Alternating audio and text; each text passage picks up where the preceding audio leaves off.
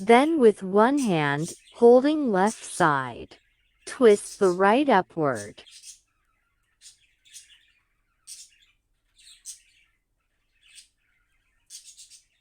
And then twist the end to left side.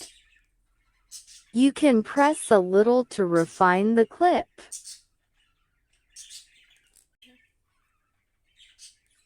Here's the method one more time.